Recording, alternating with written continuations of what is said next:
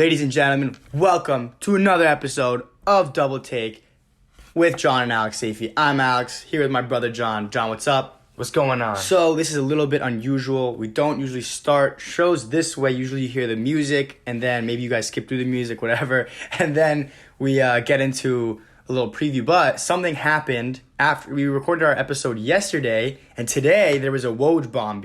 Just as I was editing our episode from yesterday, which we talked about the NBA offseason. So now, John, the Woj Bomb says this. The Philadelphia 76ers are in advanced talks on a deal to hire Daryl Morey to oversee the franchise's basketball operations. Sources tell ESPN. So a few other facts that came out through Twitter and Woj and Shams as well is that they're going to keep the Sixers are going to keep Elton Brand as their general manager, but Daryl Morey will have a more of a president of basketball operations type of role. I don't know if that's the official title. They've been kind of somewhat vague with the terminology. They've said run basketball operations, but needless to say, this is a very huge move for the Sixers. The Sixers, a team who, after all those years with Sam Hinkie and tanking and whatever, of course they ended up with Ben Simmons and Joel Embiid, made the playoffs, have about 3 seasons where they didn't go quite as far as they'd hoped in a row. Last season was a little bit of a disappointment, especially with injuries. So they're making a big splash. They signed Doc Rivers a few weeks ago to be their head coach.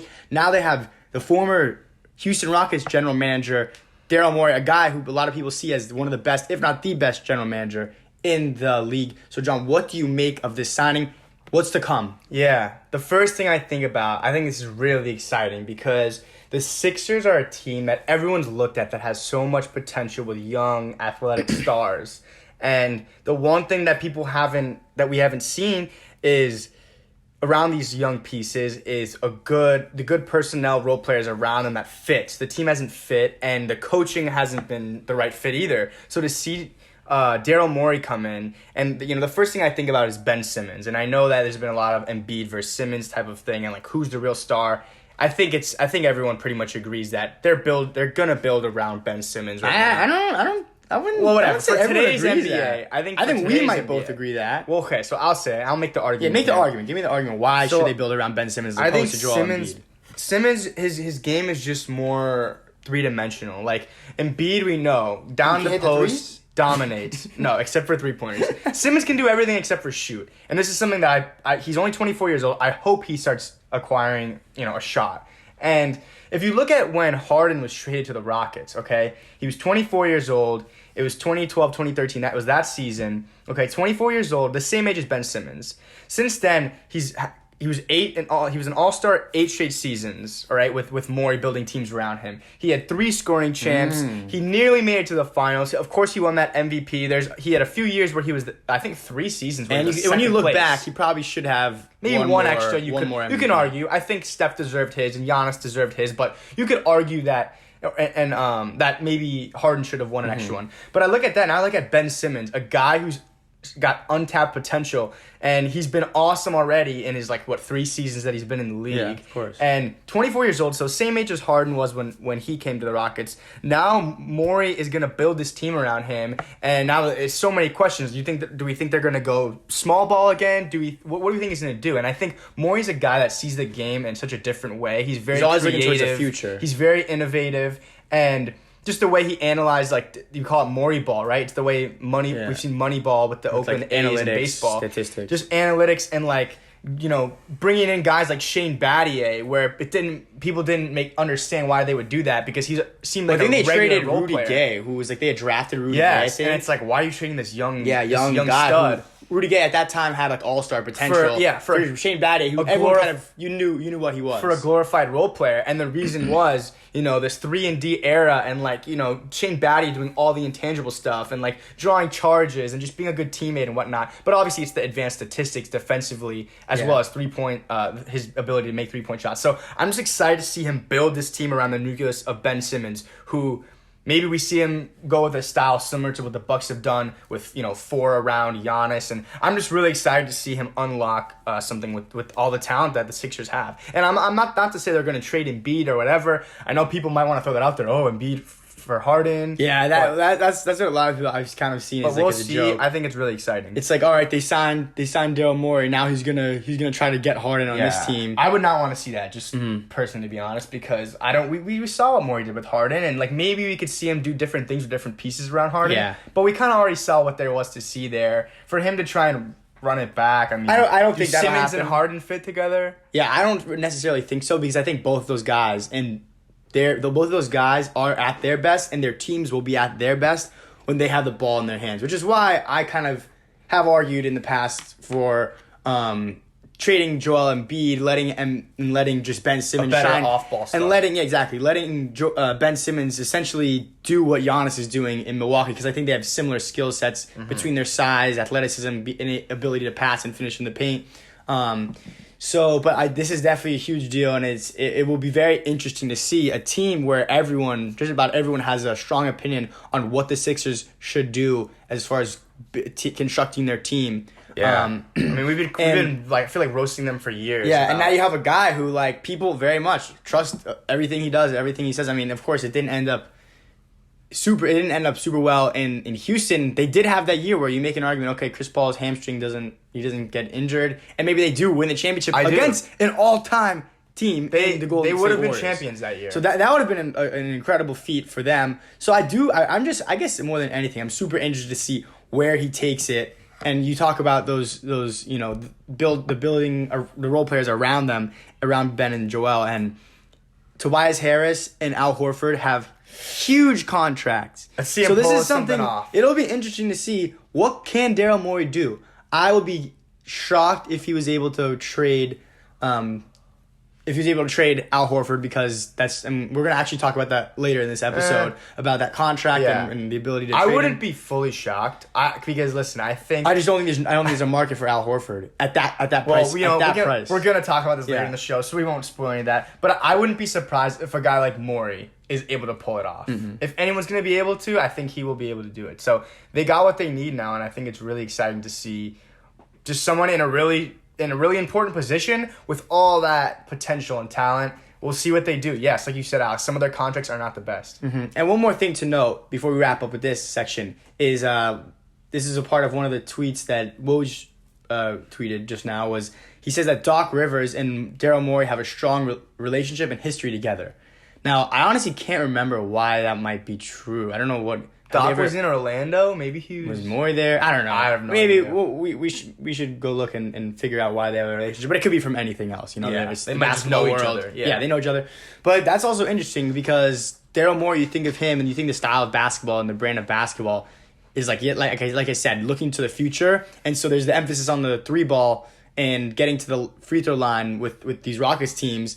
Now you have two guys, your two best players are not good three-point shooters. You don't want them shooting. Mm-hmm. So I think that's kind of the question is like, will he move one of those guys? Yeah. But he probably shouldn't, given that those guys are going to give you the best option to win and sell tickets too, which is a part of the business as well. I love it for both of them, for Doc Rivers and for Daryl Morey. A lot of people look back on their failures and they want to take a year off and take a hiatus, whatever. But I'm glad they jumped right back into it because I don't think they're past failures. I don't think Morey's failures with these Rockets teams, or specifically Doc Rivers and his failures with what we just saw come out of the Clippers and, not fulfilling their expectations. I'm glad they didn't take a year off and quit and, go on vacation for a year. Yeah. I'm glad they're like, no, we're right back into it because they are great. Yes, they failed, but at the same time, this is an awesome opportunity for both of them to really be as great as they've ever been, I think, and potentially win a championship with this team. And that's overhyping it, but I think the East is definitely wide open. The Bucks were exposed by the Heat. The Heat were a team that we were a Cinderella that made it to the finals. Like, there's really no clear favorite. The Nets awesome. have their issues. The Sixers have a supporting shot. cast and their injuries. Yeah. So the Sixers have a shot. So I think it's exciting. This definitely makes me have more faith in what the Sixers will be able to do. Yeah, so 100%. It should be interesting. But without any further ado, let's get on to the rest of the episode. Here's Double Take.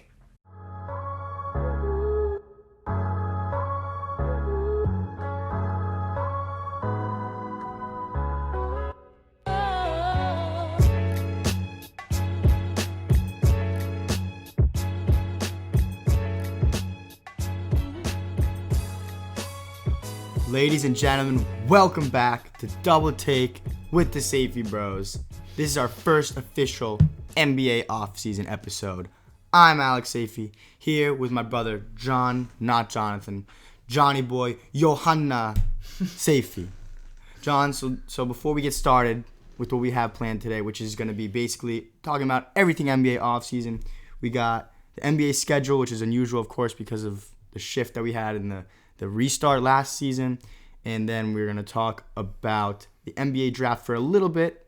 And then we're going to go to which stars we want to see traded, some free agency talk, and then their most interesting teams entering the NBA offseason. But first, Sean, give me a little update. What's going on in the Boston college bubble? Yeah, well, we are somewhat in our bubble of our own. Actually, definitely not. Not compared to the NBA bubble. You can't compare to that. No, definitely not. I mean, that's the cream of the crop. Right. And college campuses, of course, are trying to do this, but it's difficult for them to get rid of all the risk involved with college students being on campus and the fact that we could go into the city and, get coronavirus and come right back. So right now, BC has had some tough decisions to make, specifically pertaining to kids going home for Thanksgiving, right? And what's the plan with that? So they basically gave students the option to go home for Thanksgiving and stay home and continue their classes online, or you can stay in Massachusetts for Thanksgiving and you can come back after the semester, or I'm sorry, after and finish your semester and finish your finals in December at Boston College on campus. They're saying that classes will resume on campus when we come back, but I guess it's each professor's right decision to make. Like if the professor walks in and there's only going to be 3 kids or 4 kids left because everyone else went home for Thanksgiving, they can't return. Yeah. Then does a professor really want to continue teaching in person? Yeah, it'd have to be all on Zoom, right? Yeah. So my one in-person class, my professor already told us, he's like, yeah guys, I'm not gonna make you fly back or whatever. I mean, now BC said you can't fly back, but he's like, I'm not gonna make you stay here, putting yourselves at risk, putting others at risk. We're gonna be online for the rest of the semester. So yeah, it's a weird thing, and it's interesting to see how all different facets of life are learning how to navigate this, right? Our college and then also the NBA, which we've been talking a lot about on this podcast. And they really did it the best. Now we look at the NFL, who they've been having a lot of cases, and there's just they just put a huge Band-Aid over it when they kind of postpone the game to another bye week. Well, now one of those teams that already had a bye week is going to have another breakout soon. Are you going to cancel that game? So the NFL is heading down an interesting path, and we're going to see it play out. It's probably not going to finish so well. They're probably going to have to have knock on wood. They're probably going to have some big 3-week stop where everyone gets tested, everyone gets back into the full health, I guess, and not being I don't think that's gonna happen. I think what they've done so far when people have gotten tested has worked out. I think what we might potentially see is maybe they'll push more games to like an extra week of the season, or maybe take out a game, because like you said, it's very easy early in the season when everyone has their bye week and you can say, all right, well, you guys have Corona, you'll just play during your bye week. But what happens when the team that's already played? What happens if we see a week 11 breakout after every team's had their bye week? Yeah. Well, what happens? Are they going to say, the Chiefs and the Broncos will just play that game after the season because they have breakouts? Maybe cancel the game. Yeah. Who cares about the records? But it is interesting, especially as, it seems this year there's a lot of teams that can really make a shot to make the playoffs this season. Yeah, it's a fun NFL season for sure right now. I believe it is pretty much more. It's more open than I think. I think it's the reason for that is because all the crappy teams are in the NFC East. Probably. That's gotta be that's another good point. That is which is actually disgraceful. Actually, I want to go on a rant about that. The fact that right now the Philadelphia Eagles at 2-4-1 would be hosting a playoff game at home is an utter disgrace. And who would they be hosting? I think you told me the other day. Now, I checked on Sunday. I could see if after last Sunday, after the games, if it switched around. As of last Sunday at 2 p.m. when I looked at it, they'd be hosting the 5-1 Green Bay Packers. Yeah. Absurd. Which is just ridiculous. Like how a 5-1 team is gonna have to go on the road to beat a team that's 2-4. Like, it's ridiculous. Yeah, 2-4-1. Crazy. 2 wins right now. It's just horrible, and they really do need to switch that divisional rule up, which it seems pretty practical in most years, but there's always a division that's a little bit worse. They should have an exception. Like, all right, in a year where something like this were to happen, you can shoehorn a better team from another division. Yeah. There should be some type of condition. If you're under 500, that should be a rule. You can't make it. Yeah. But all right, getting onto the topic of the season and the bubble system and stuff. So now the NBA, of course, has a difficult decision to make, right, Alex? And we just saw Sham's report. I think they've already made the decision. Yeah, they're eyeing. Well, I don't think it's like etched in stone yet fully, but they're figuring out all the logistics of it. But right now they're eyeing a December 22nd return date, right? Which would be about 2 months, maybe from 2 months from around this time. Yeah, when are the season? So what was Game 6 of the NBA Finals? So the last day was October 11th. So that's if it starts on December 22nd, that'll be 72 days after. Mm-hmm. So that counts for like 6, 7, 8 weeks.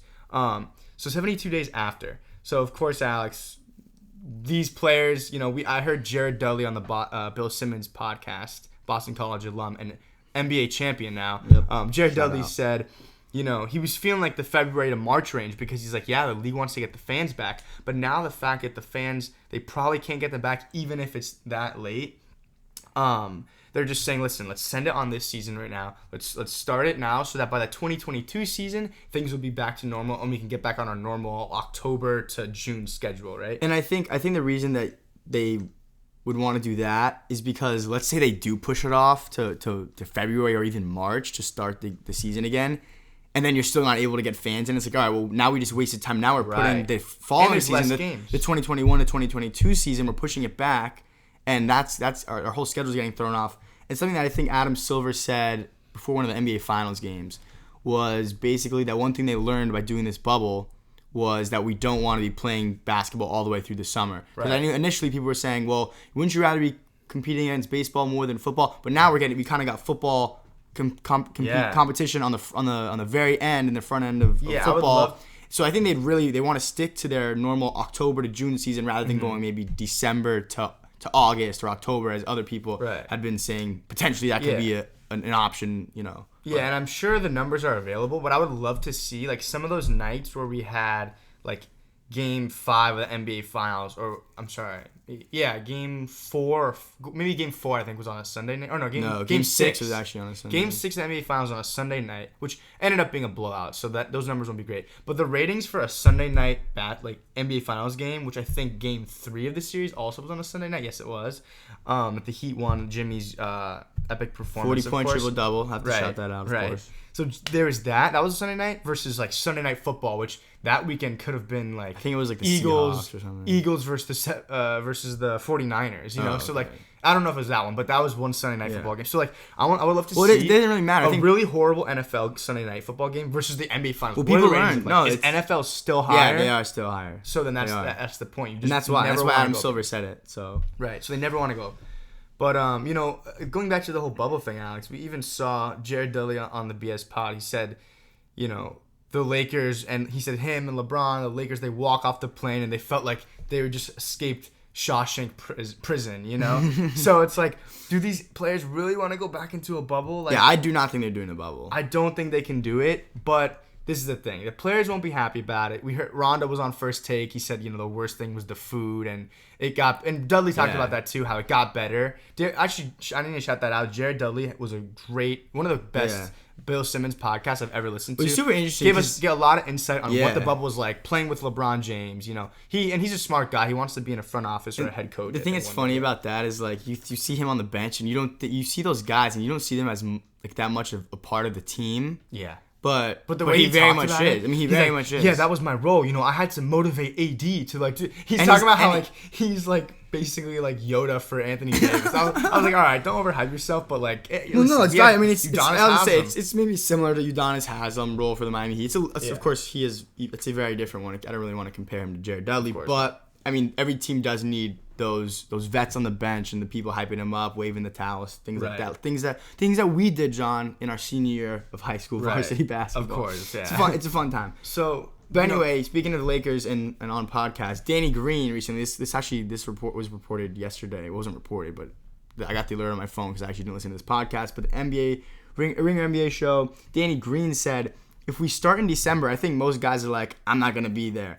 And he even went on to say that he wouldn't be surprised if LeBron would sit out for the first month of the season or some other guys do it. And so I laughed at that, John, because when LeBron says something or makes a statement like that, then it's like, okay, the NBA really needs to consider because they don't want to upset their best player. He knows the control and power he has and the influence he has within the league. But when it's Danny Green using LeBron, his teammate LeBron, to try to like push. I mean, I don't know. Maybe he did talk to LeBron, but I just think it's funny that it's not even like we're getting that straight from LeBron. It's like, should the league be worried because Danny Green said that LeBron allegedly wouldn't play the first month of the season? Yeah. It's kind of funny. And at the end of the day, I think LeBron does have some sway. He has some power. Chris Paul, of course, was the president of the Players Association, played a big role in getting the season back. However, as a player, I would believe in and support whatever plan Adam Silver comes up with. Whatever decision is made by the league is with the success of everybody in mind. Like that's what we know from Adam Silver. The owners, the players, the coaches, the team staffs, everybody. If the season starts early, it's because they wouldn't be able to make the most money and they wouldn't be able to get the fans in the stadiums if they start in 3 months from now. So if they can't get them now, it makes more sense to hurry this offseason along, get it started now so they can get back to a normal fashion NBA season by 2022. And of course that's one goal they have, but the thing that makes the NBA run, the thing that they're always looking at the most is going to be money, of course. And it trickles down to the players. So like if Adam Silver's saying we need to start by this date because we need to get in our 72 games to reach the minimum amount of games we need for each team for the season for the NBA TV contracts, then that's what you have to do because the TV money is the most important. And of course, you're coming off a year where you lost a lot of money due to the pandemic.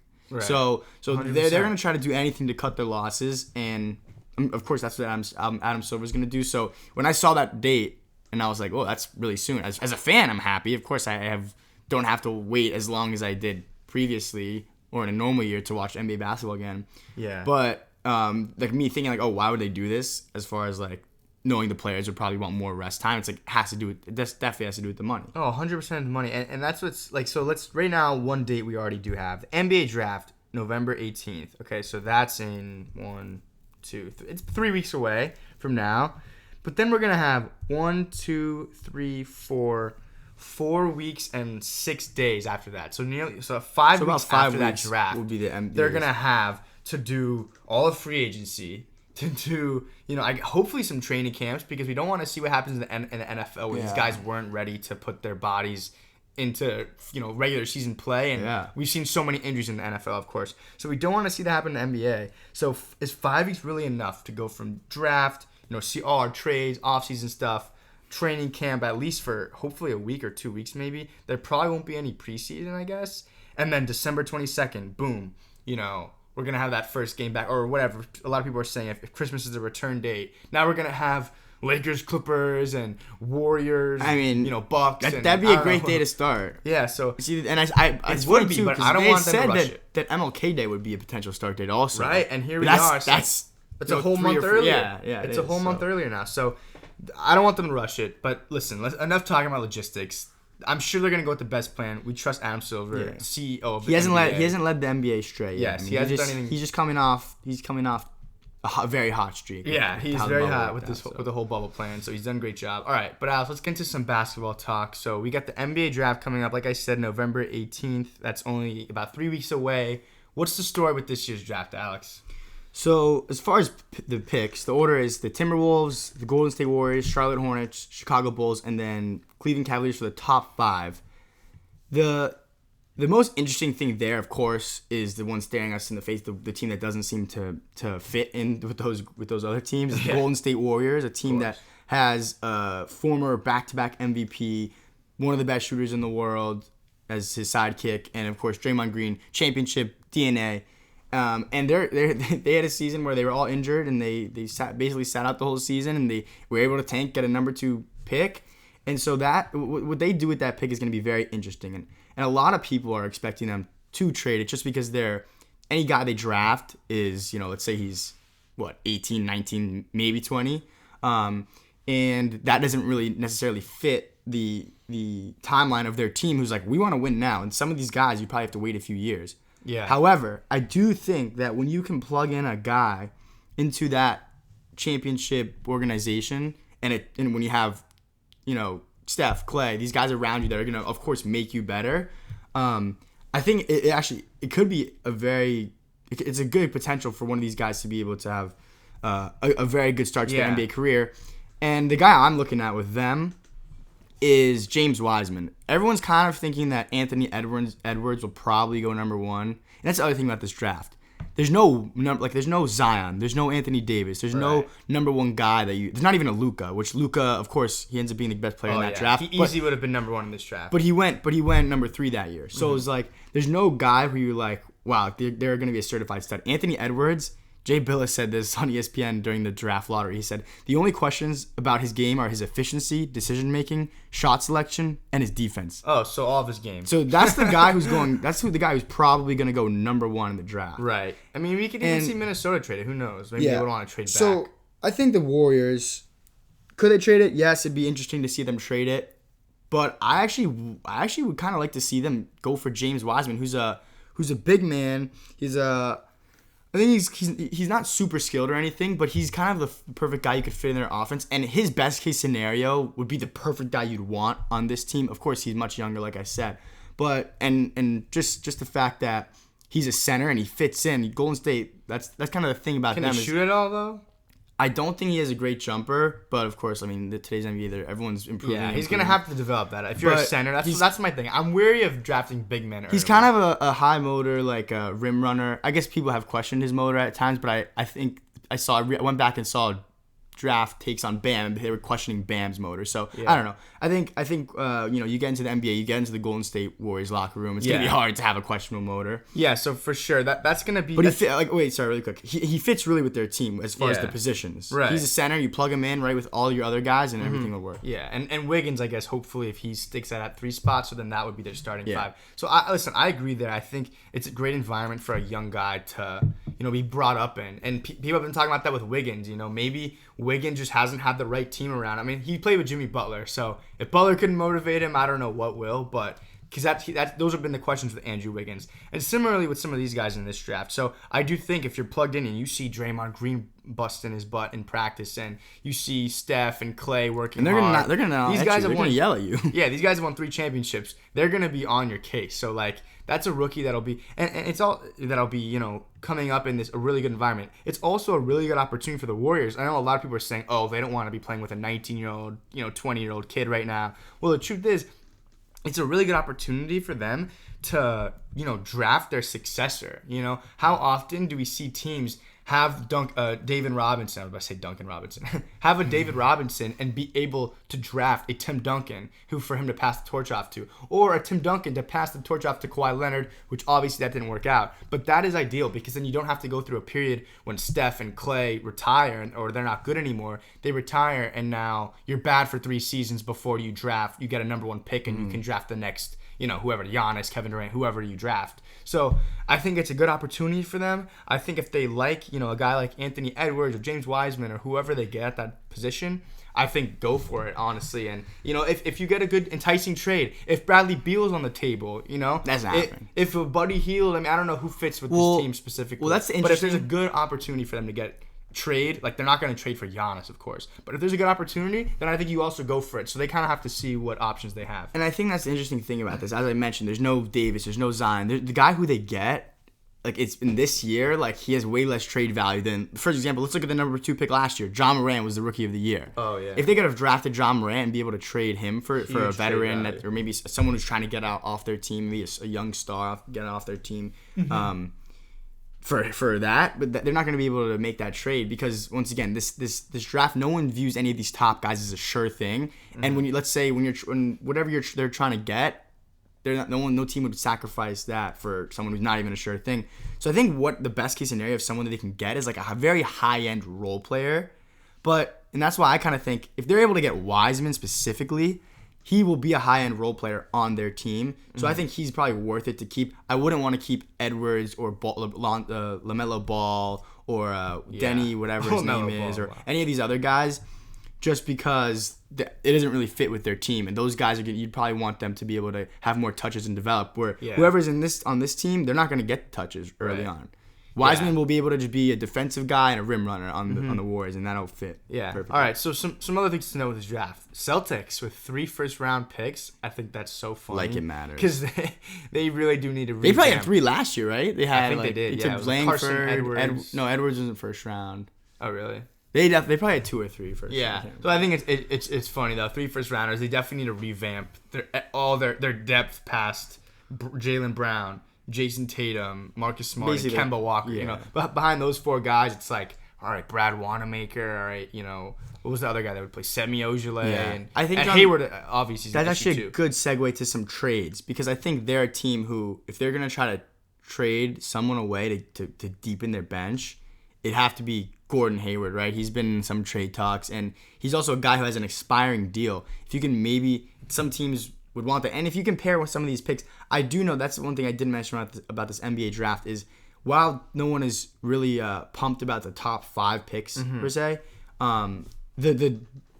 people do think there will be some later picks who will stick out. And of course, that happens every year. Every year there's a guy. Yeah, I mean, look at the Heat. The Heat just went to the finals, and we got a guy by guys like 14, 13. Bam Adebayo, Tyler Jimmy Hero. Butler was number 30. So there's gonna be someone in this draft from picks 15 to 30 who's gonna end up being a star. That's what I'm saying. And I think a lot of these teams want to find him, but going back to the Celtics, having those 2 assets, maybe that would be a good opportunity for them to be. They have 3 picks. Yeah. 3 so, yeah. Well. Yeah. Those 3 assets. Being able to trade those picks, if they want to keep 1 or 2 of them, and then trade another of those picks, with maybe a Gordon Hayward to try to get a good return. Maybe, and then Gordon Hayward's been linked to what's it called? I'm totally blanking.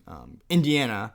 So if Indiana, you haven't seen that? No. So if Indiana, maybe they're trying to get Oladipo. How does Oladipo fit with the Celtics? Maybe it's too many cooks in the kitchen, similar to when they had Kyrie, but I think the Celtics will definitely make a trade with that NBA draft looming. Speaking of trades, John, which NBA trade? I'll ask you 2 questions. Which trade is most likely to get traded? Would you say maybe if you had to put some money on it? And which player would you most like to see traded? Yeah. Okay. So I guess I kind of have the same answer for both those questions. Okay. But I do not have a specific team, but I'll throw some out there. So for me, it's Chris Paul. I want the NBA trade machine, ESPN NBA trade machine ready to go. I could get it out if you want, but I got Chris Paul. I did actually pull one last night, so I'll tell you about it. Okay. This one was Chris Paul, and I swapped him for Ricky Rubio and for Kelly Oubre Jr. And I'm sure there might need to be. I love that. There might need to be some first or second round picks in there, but the salaries worked out. I'm glad you led with that, John, because most people are going to be talking about the Bucks and the Sixers making a trade, which is we'll talk about those 2. But let's hear about the Suns. What's the Suns' case? Okay. Or why is that a fun team for Chris Paul to go to? So we are going to get to the Bucks later. You know, spoiler alert, they are one of our most interesting teams coming into the offseason. But Chris Paul, for me, is right now there's a few things to note about him. He just came off a great season, okay? We thought that his deal was not worth it. He's making $40 million a year for the next 2 seasons.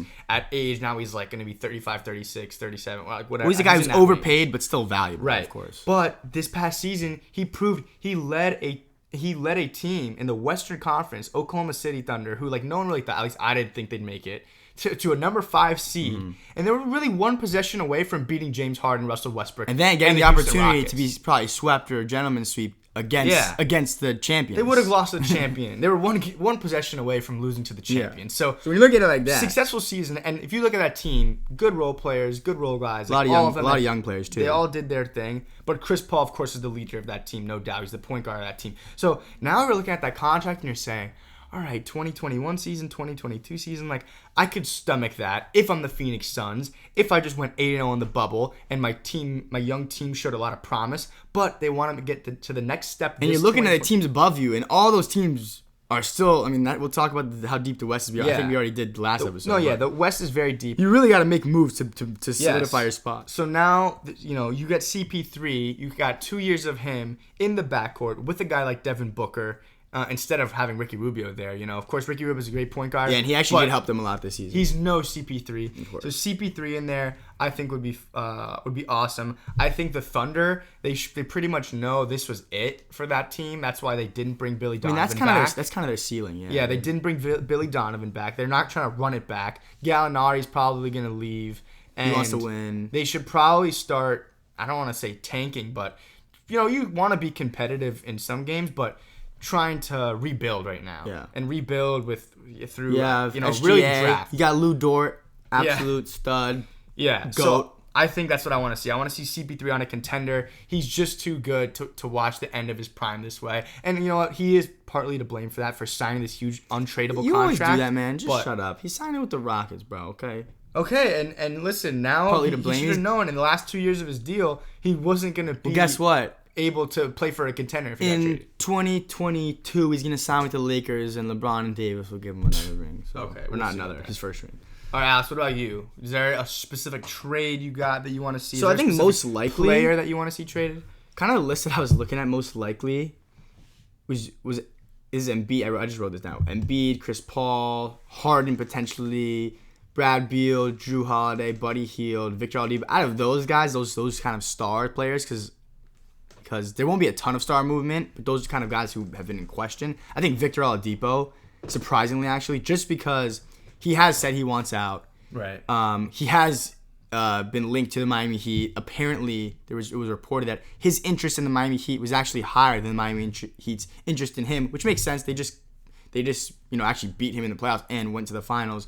So we're not looking to make any home run swings necessarily, because we are waiting for 2021 offseason where we can hopefully sign Giannis Antetokounmpo or Victor Oladipo, he's going to be a free agent at that time.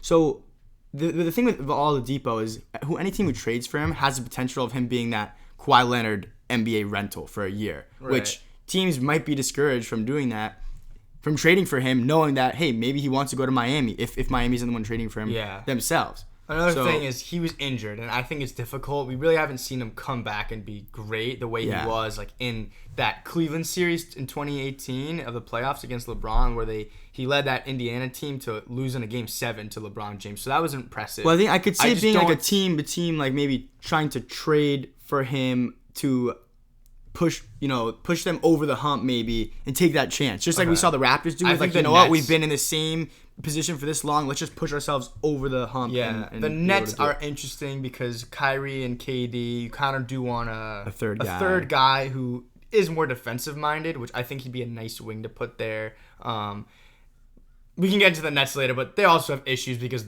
they don't want to start Jarrett Allen, who is a good defensive guy, because they like Kyrie and KD like DeAndre Jordan better. Well, they're probably gonna. They might. Then if that's the case, they might trade Jarrett Allen. Yeah. So now I think this is a good segue. There's really, for the NBA free agents. Wait, actually, I want to say who I want to get traded. All right, go ahead. I would love to see. This is just a fun NBA ESPN trade machine trade. That's probably not going to happen. I got two, actually. And the trade is with Joel Embiid. Yes, I understand. You can't separate the two stars, especially when they've only had Brett Brown, who they didn't think was a good coach. You need to keep them together. They have a lot of talent, yada, yada, yada. I get it. It wasn't the best fit with all the surrounding pieces. But if the Sixers did get to the point where they're saying, you know what, we're going to pick one of these guys, I think they would pick Ben Simmons just because he's a perimeter player. Joel Embiid is a center. You can't really build around the center the same way you could years and years and years ago. So here are the trades. I got one of them. And this is a successful trade on the trade machine, John. They trade Joel Embiid and Josh Richardson for James Harden. Which team would say no to that? Because Harden, I get that. Yes, maybe people who are listening are like, obviously the Rockets would say no. Yeah, that's my first inkling. But they're in a similar position to some of these other teams. You're just seeing the same. And I guess the Sixers a little bit. The same thing every single year. Their best case scenario is 2018. No, I'll tell you why. And I don't know how they get better. Especially when you have Russell Westbrook and Harden locked up for, those guys are going to get combined, like, I don't know, $100 million in the next 2 years or 1 year. You brought it up. Why don't we talk about it? Most interesting team. That's an even better segue. Number 3 and number 4 on our most interesting teams right now are the Rockets and the Sixers. So let's talk about it. Right now with the Rockets, I think you bring up an interesting point, Alex. Do they just want to keep running it back with the same exact team? And it's not the same exact team. They always have thrown different iterations, but it's centered around James Harden. We understand that's what they're going to be doing. And just the same system, too. Of course, they However, Mike D'Antoni did walk. They did just get rid of Mike D'Antoni as their head coach. There's a coaching vacancy.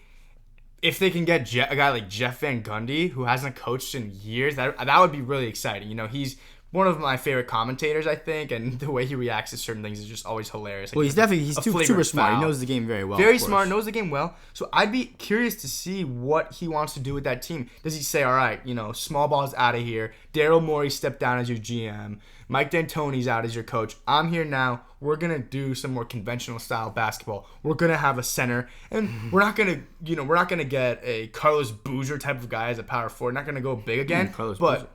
But you're going to go back to having maybe a stretch four, but you're going to have a center. You're not going to run with PJ Tucker as the biggest guy in your lineup. So I would love to see them switch it up again, okay? I think the Westbrook thing is hard. I wouldn't trade him. I wouldn't mind seeing him get traded if it was like the New York Knicks.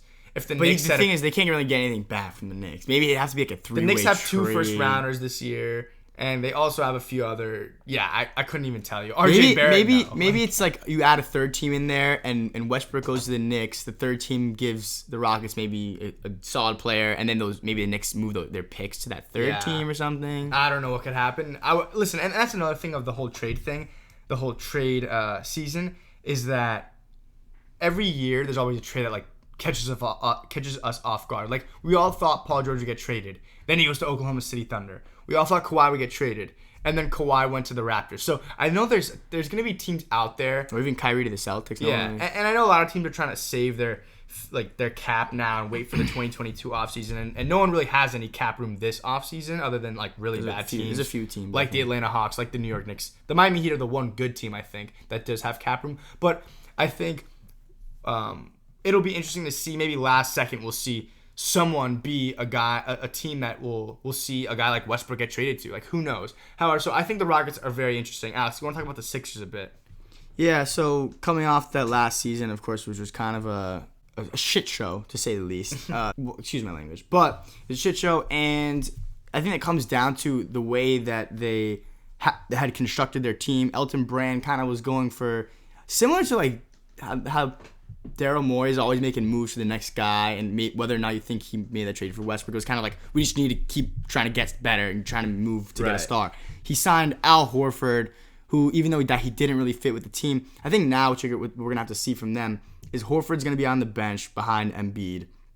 You have Simmons, and you need better shooters around you. So the reason they're interesting is of course, they just signed Doc Rivers as it's going to be their new head coach, who is a guy who, while now a lot of people are questioning his resume, now he has three run leads blown in his career.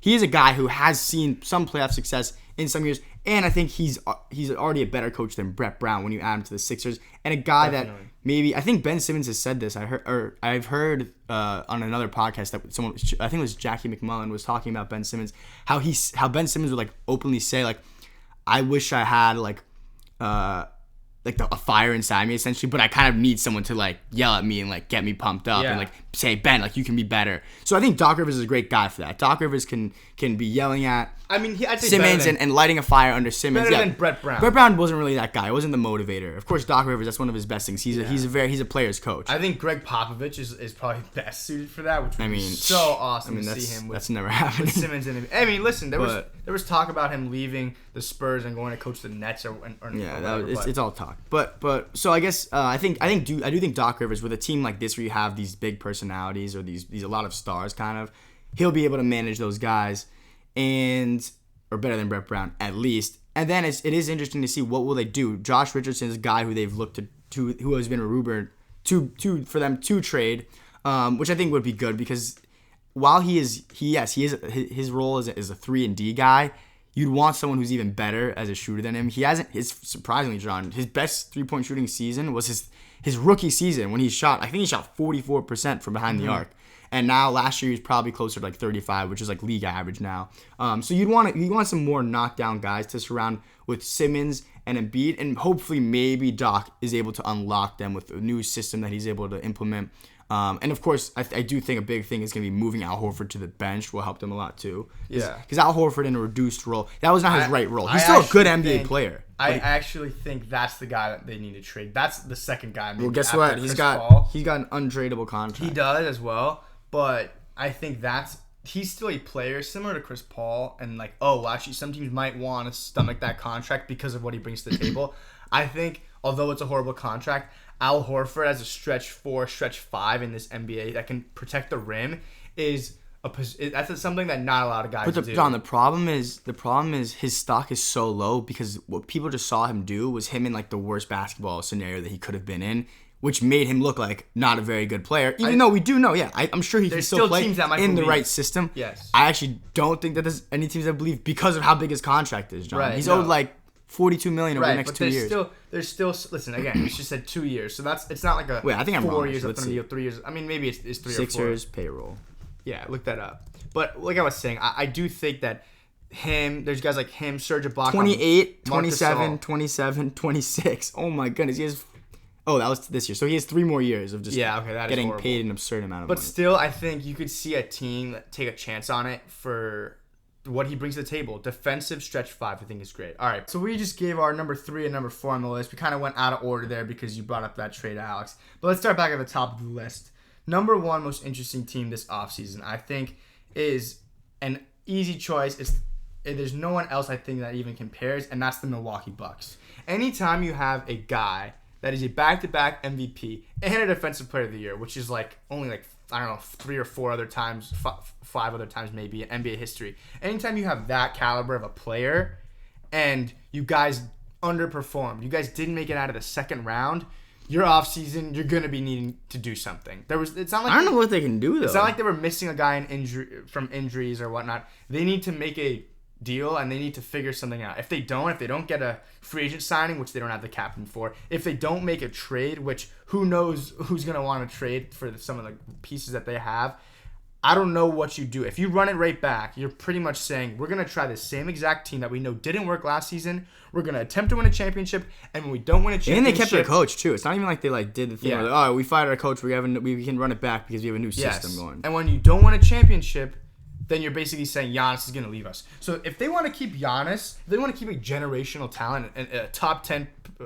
potential guy probably ever, then you need to figure it out. So the deals that people have been talking about. Chris Paul. I talked about the Phoenix Suns Chris Paul deal, which feels more realistic because I could see the Thunder going that direction. However, are the Thunder really going to want to take on 3 seasons of Eric Bledsoe or 3 seasons of Brook Lopez or 4 seasons of Chris Middleton and their high-paying contracts if they're trying to tank and rebuild? I don't know about that. Maybe they could say, we're going to trade for Chris Middleton because he's a nice piece, and we're going to try and get another star to put with him. I don't think OKC's trying to go that direction at all. I think right now they want to rebuild and tank. I don't know how the Bucks get Chris Paul, and that's a guy a lot of people have talked about. I'll tell you how. I think that this is as far as making the contracts work for Chris, the contracts work to get Chris Paul. You have 3 guys who are getting paid a very good amount of money, big contracts, in Brook Lopez, Ersan Ilyasova, and George Hill. George Hill, I think, is coming off his contract soon. Ilyasova maybe has a few more years, and Brook Lopez does have, I think, 3 more years on his contract. But if you're rebuilding, you don't mind having 1 or 2 veteran guys who you're paying a lot of money while you have the rest of your young players and you're developing them. Maybe if you can get Brook Lopez, maybe he's an easier chip to trade than just Chris Paul. So if you can make this Chris Paul trade, I mean, think about it, a year ago, John, people were saying, wow, this is an untradeable contract. They're never going to get rid of Chris Paul without giving a team a ton of draft picks. Now, teams want Chris Paul because he's proven himself in the past year. So I think the Bucks, a desperate team, are a team that you can try to get a lot of assets out of. And I'm looking right now at their future NBA draft picks. This draft, they have I think 2 first-round picks. They have a few second-round picks. In the future, they have they're on a team that's wasted all their future round picks. Like some other teams, they do have a good amount of assets. And even if you have to go far in the future, they have their 2023 through 2026 and 27. Well, now you're bringing up a good point. If Giannis leaves you, you're going to want to hold on to that 2023 and 2024 pick. But Giannis isn't signing an extension now. But guess what? What are you doing? What would you rather do? Would you rather, all right, listen, right now we have one of the top 3 guys in the league. Do we take a chance on him? Do we take a chance that and try to make our team as great as possible? You might never have a guy like Giannis in the next 20, 30 years, right? I He mean, leaves more his than that, offseason. probably He could 100 leave years. this offseason and he's gone. So guess what? Yeah. Would you rather take a chance and then maybe be crap for the next 5 years? Yeah, you sold me. You can. I mean, look at You the gotta Heat. go all in. We were able to turn a team around that people thought we were, That's because we have the we Godfather. were in no man's land. But my point is, Not everyone has Pat Riley. yes, of course, no doubt. But my point is, you just have to bet on yourselves, and that's really what they're gonna have to do this offseason. If you can get Chris Paul, pair him with Middleton and Giannis, that's a good enough trio to be able to win you the NBA. I think finals. that's why they're the most interesting team. Chris So you're Paul's saying Chris Paul's never had a teammate as good as Giannis. Oh, yeah, definitely. And Giannis has never had a guy as good as Chris Paul. Yeah, probably. so you're saying package up the Brook Lopez, George Hill, Ilyasova, like one Make of the some of those contracts. contracts Just to make those to contracts make the work. money work with a bunch of first round picks to get Chris Paul. Mm-hmm. And if you had to throw in Dante DiVincenzo, who's a younger player, maybe that's what OKC be like. You know, he's like a young guy. We can make him work, or maybe we can package him somewhere else.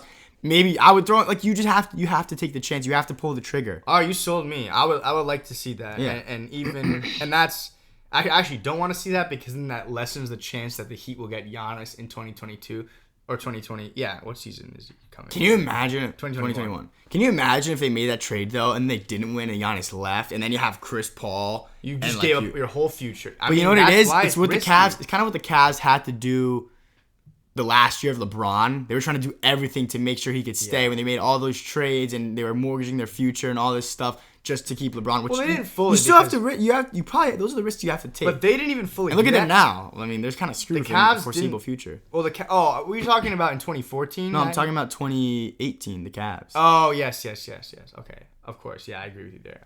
It's the same situation. Yeah, they have to do that. Because when Giannis leaves you, you're going to be one of the worst teams in the league. So, actually, potentially, if they keep on a Chris Paul and Chris Middleton, The Chris's. maybe they can be a little bit better and be a playoff team. Who knows? All right, Alex, who's number 2 on our most interesting team list?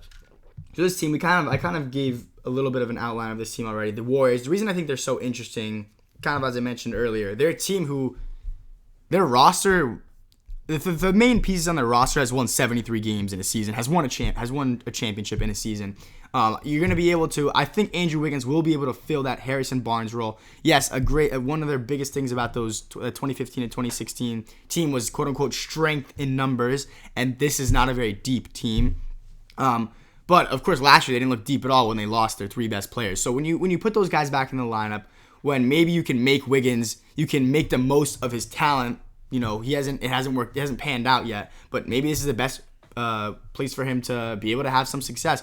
Or maybe you just, once again, you can pair that number 2 pick and be able to trade it. So there's just a lot of different options for them. But I guess the reason they're most interesting is because they're a team that has a very high draft pick while still being they have championship aspirations. They're the only team in the lottery probably that's like next year we want to win the championship. Yeah, and actually you have to look back at the picks. Maybe like Boston has a pick and they want to win the championship. But anyway, so there's, that's why they're very interesting. Yeah. And while I said I think if they took James Wiseman, that'd be pretty interesting, and then see who they round out their team with their bench. They need a better backup point guard.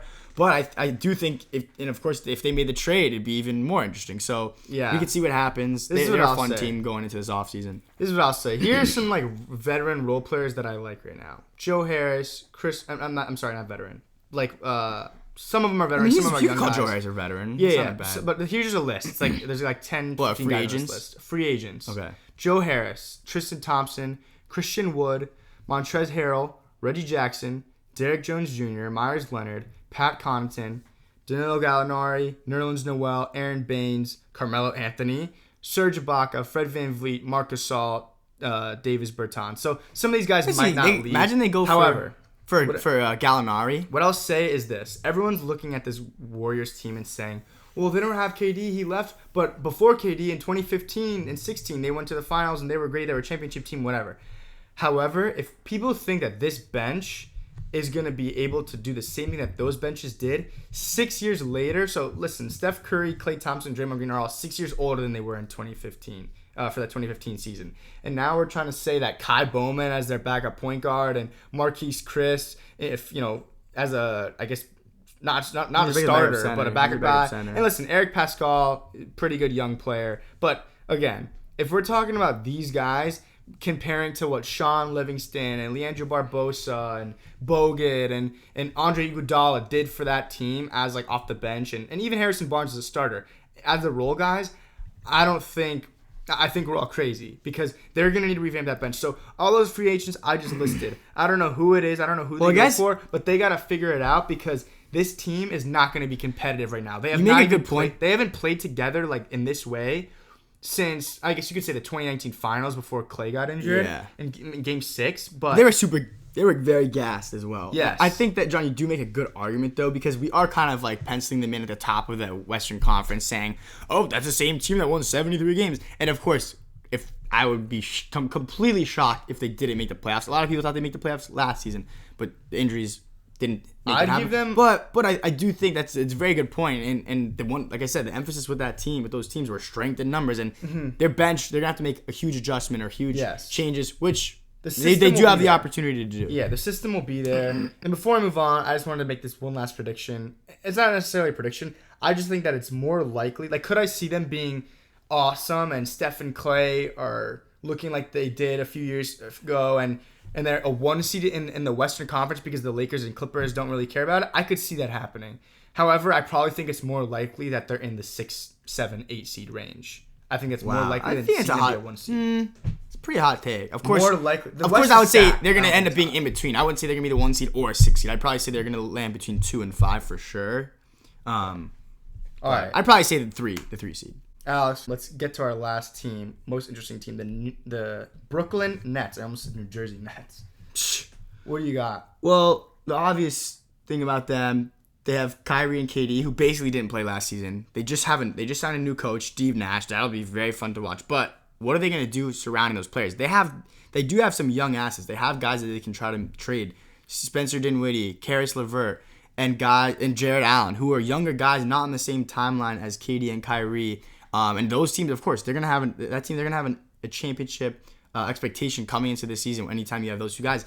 The other interesting thing is, what's KD going to look like? Okay, so they have he's coming off his Achilles injury, so maybe you can't expect him to manage to have the same load that he previously had. Maybe you're going to limit his minutes. That's Steve Nash, as someone who knows about, towards the end of your career, kind of having a lot of injuries. He doesn't want to risk anything with KD. So what players can they get to put around these two studs and to maximize the potential of them? And it's the Brooklyn Nets. You can compare them to, or you can talk about their whole franchise, the New Jersey Nets.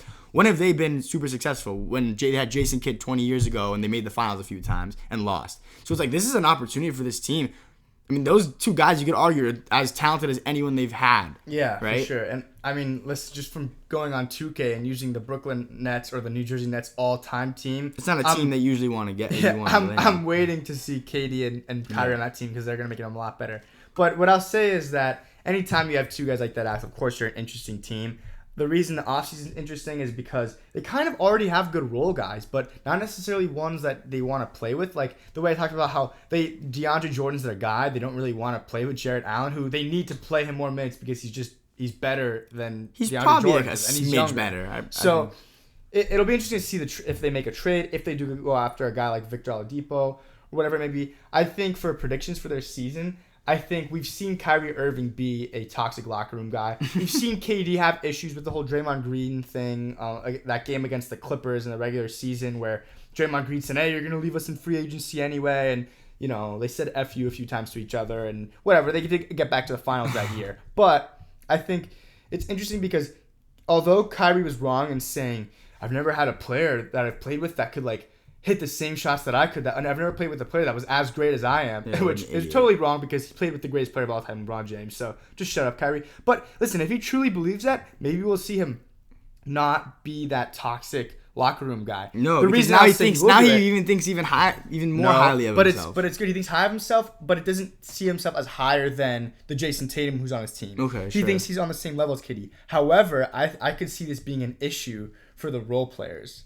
if you're Joe Harris, do you want to play with Kyrie Irving and Kevin Or would Durant? you rather go play with like Stephen Clay or LeBron or I don't know, or LeBron else. James on the Lakers? Like who are you gonna? But I don't think Joe Harris will get on a contender. Right now he's at the stage in his career where he's trying to make money. And there are some Charlotte Hornets because they give him a $40 million. No, but for him, turning down a team that's gonna pay him a ton of money will be very hard at this stage in his career. No doubt. I can see that too. I mean, there was a time where he didn't even know if he'd be able to make it in the NBA. So. All right, so I think, Alex, we just talk about the Nets. They're the one team I think that'll make the Eastern Conference a little different, barring a big trade from the Sixers or the Bucks.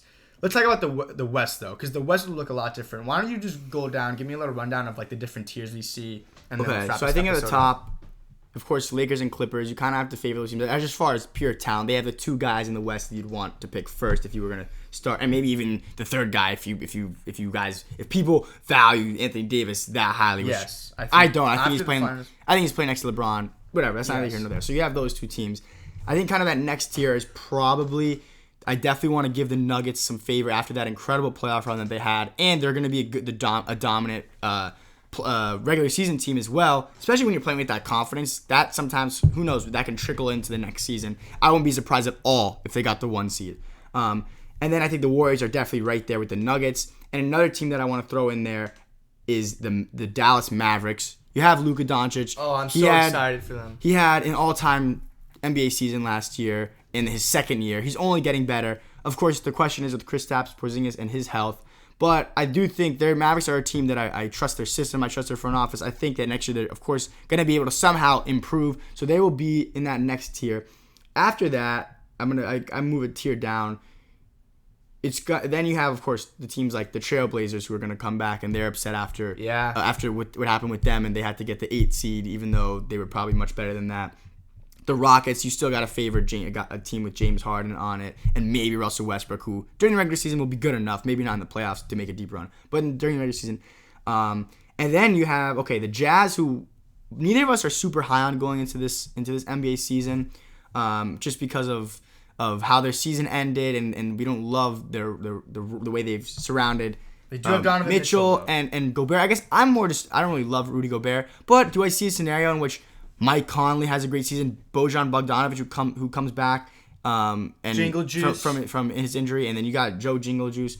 I wouldn't be surprised if that team is top 4 either. But then after that, I think the next tier is like the teams who are unproven and we don't really know what we're gonna see for them, and they're gonna be super hungry. We got the Pelicans, the Suns, and the Grizzlies. I think I've just mentioned to you, John. That's like 10 teams. 11 teams. So we have 11 teams who are all playoff teams. There are 11 playoff teams. And that doesn't even count for the Spurs, who are an organization that really never wants to lose and never intentionally loses. The Kings, probably with how they feel they have a good young core, are going to be gunning for the playoffs. And the Timberwolves, you have Cat and D'Angelo Russell. And a number 1 pick. They're not tanking. And a number 1 pick. They're not tanking either. The only team that you can maybe make the argument is probably going to tank is the Thunder. So you're telling me we have one team in the Western Conference that we know is not trying to make the playoffs. When was the last time we've seen that? Maybe last year. Yeah. But look at it. Look at the East. You go to the East, and at the bottom we got the Knicks, the Cavs, the Pistons, the Hornets, the Bulls. Maybe I think the Bulls will probably try to make the playoffs. But those other teams, even if they do try, we're not expecting them to make it. I think of the other teams in the West is like if they try to make it, we believe they have a shot to make it. So it's kind of crazy. Of like the 5 worst teams in the league, actually, I would say probably all 5 of them are in. Well, no, I won't say the Bulls, Hawks, Magic, Wizards. I think the Wizards, if John Wall comes back, like we've seen some clips of him playing in gyms and stuff. Yeah. He's not going to be worth his contract, and he's not going to be 100% of what he used to be. But I think they'll still be pretty good and shoot for the playoffs. So I think really it's the Knicks, Cavs, Pistons. Pistons are in no man's land. They're Hornets as well. So of those 4 teams with the Thunder, I guess. Who the Thunder just went to the playoffs and were a 5 seed and went to a Game 7. And that's who we're assuming is going to tank in the West, right? Yeah, so I really do think the conference depth, I think at the top of the list, we do have the Bucks and the Heat and the Nets and the Celtics and the Sixers and the Raptors, of course, and the Pacers if they can, be healthy. But I think it's easier. It's easy to see that the Western Conference is deeper than the East. And it's just crazy because you look at these teams, and like I said, there's 11 playoff teams. Like, one of the Grizzlies, Suns, or Pelicans isn't making the playoffs. Yeah, that's crazy. Well, no. One of those three. I think only one of them will make it. Oh, excuse me. What did I say? Yeah, I said only. You said one of them won't make it. Oh, excuse me. Yeah, one of them is making the playoffs, so two of them won't. That's Out of those crazy. two teams. Yeah. And honestly, They were there's a so chance. good. There's a chance that all three of them don't. That's true. Which is nuts. Which is nuts. The 8-0 bubble Suns. Come on, you guys. And then the Pelicans with Zion and Drew Holiday. And that's why and their most improved player, Brandon I'd Ingram. rather see Chris Paul go to the East because I feel like every player, it's like they go out West and it's just like so much harder to win. And now LeBron's in the Western Conference. Like, it's just too much. It's nuts. It's incredibly deep. Okay, John. I think that's our NBA talk for today. Do we want to do some fantasy corner to wrap up the show? Yeah, really quick, I just want to say, last season I was in 2 different leagues. I had the number 1 seed in both leagues. One of them I lost in the playoffs. The other one I won. This one right now, this season I'm in 3 leagues. Just not having a good time all around. I'm 4-3 in one of them. I started off 4-0, just lost 3 straight. I lost by 6 that week. Then in my other league, Alex, right now I'm 3-4. I just lost to you by 6 points again. Beautiful look. I needed Cooper Kupp. Cooper Kupp didn't ball out for you. Needed Cooper Kupp to have like 17 last night. He only had like 11, so I lost by 6. And then another lead, I have Christian McCaffrey, who's been out for so long. No offense, my tight end. He's been out. Jonathan Taylor just had a bye week. He's my probably best player right now. Amari Cooper also is one of my best players who he'll give you one goose egg every season. You know, he had 4 points against the New York Giants 2 weeks ago. So, you know, my team has not been doing great. Anyone disappoint you specifically this week? And this week specifically, I actually don't have a disappointment because my team had 86 points because, like, that's not a disappointment to you? It's not a disappointment because everyone did what they were supposed to do. Jonathan Taylor on my bench, Justin Tucker on his bye week, my kicker, Christian McCaffrey on my injured reserve. The one player I will say that actually surprised me, I played Leonard Fournette this week, who gave me 15 points. Yep. So he was going. Shout out Leonard Fournette. He did get a lot of carries. Leonard Fournette, who was my number 2 pick because I thought he was going to be on Jacksonville and just get so many, you know, not receptions, but touchdowns and yards for them because they're horrible. So yeah, that was my little fantasy rant. You know, sometimes you have 2 teams that are both 1 seeds in both your leagues, and then you go to the next season and you're horrible in all of them. So yeah, so this is a week, John, similar to you. I was worried that we might go 0-3 based on kind of how things were looking early in the afternoon of football games. And in one league, the team that I was playing had to put up 140 essentially, and they were basically done. And I was closer to 100 points, and it looked like I was gonna lose. Yeah, the game. lose by like 40, right? And yeah, and it was the projection. Of course, I was gonna. You should have lost by 40 points. I was probably gonna lose by like 30. And of course, the last player I had put up the biggest fantasy performance of the season so far. Tyler Lockett, 53 points. John, I can't remember the last time I've seen someone put up 53 points. I do remember, like, I think 3 or 4 years ago was when AB was still on the Steelers. There was 1 week where he had 50.